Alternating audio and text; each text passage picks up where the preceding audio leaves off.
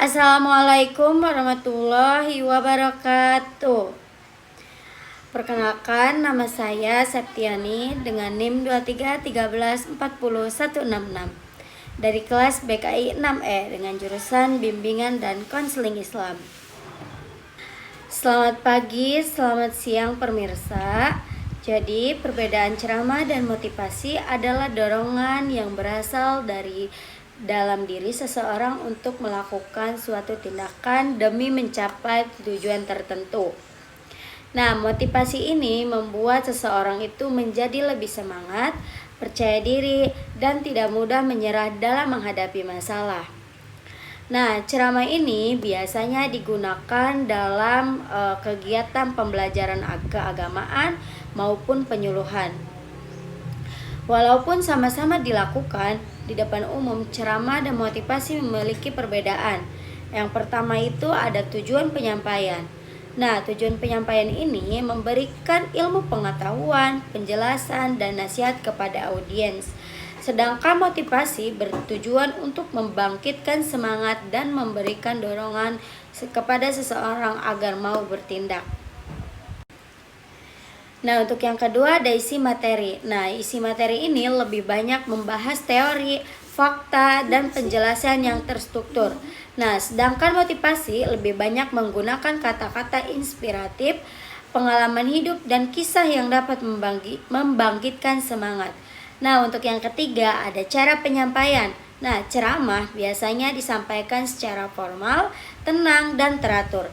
Sedangkan motivasi yang disampaikan dengan lebih emosional, dinamis, dan penuh semangat agar audiens juga ikut terbawa suasana.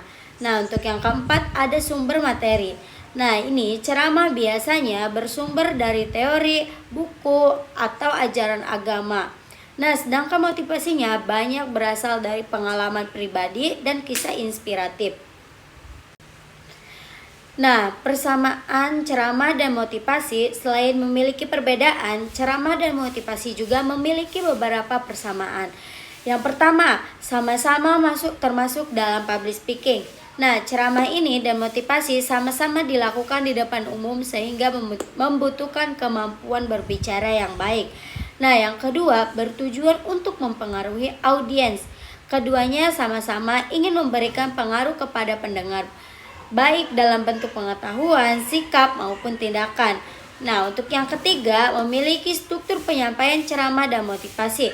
Biasanya memiliki susunan yang jelas, yaitu pembukaan, isi, dan penutup, agar materi mudah dipahami.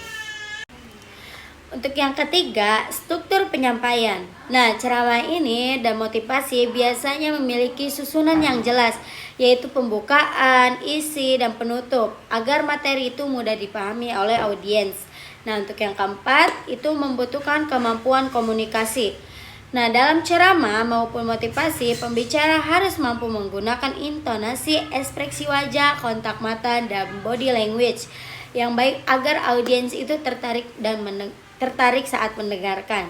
Nah, untuk yang terakhir ada menyesuaikan dengan audiens. Nah, materi yang disampaikan harus sesuai dengan usia, kebutuhan, dan karakter audiens supaya pesan yang diberikan dapat diterima dengan baik. Nah, ada juga pengertian pesan. Nah, pesan ini adalah informasi atau pernyataan yang disampaikan oleh komunikator kepada komunikan, baik itu secara langsung maupun melalui media komunikasi. Nah, pesan dapat berbentuk verbal seperti lisan dan tulisan. Nah, non-verbal seperti ekspresi wajah, gerakan tubuh, dan simbol. Nah, isi pesan dapat berupa informasi, pengetahuan, hiburan, nasihat, ataupun motivasi. Pesan yang baik harus mampu menarik perhatian audiens, mudah dipahami, relevan, dan sesuai dengan kebutuhan masyarakat. Contohnya, ketika seseorang guru menyampaikan motivasi kepada siswanya agar rajin belajar, maka pesan tersebut harus disampaikan dengan bahasa yang jelas dan menarik supaya siswa mau mendengarkannya. Nah, di sini juga ada pengertian motivasi. Nah, motivasi ini berasal dari kata motif, yaitu dorongan dalam diri seseorang untuk melakukan sesuatu demi mencapai tujuan tertentu. Nah, motivasi ini sangat penting dalam kehidupan. karena dapat membuat seseorang itu lebih semangat dalam belajar, bekerja maupun menghadapi masalah. Nah, contohnya, seorang siswa yang mendapatkan motivasi dari guru atau orang tua biasanya akan lebih semangat belajar dan tidak mudah menyerah.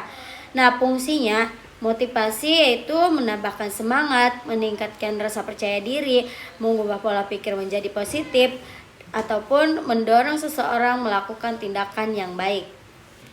Mungkin hanya itu yang bisa saya sampaikan. Mohon maaf bila ada kata-kata yang salah, mohon dimaafkan. Sekian dan terima kasih.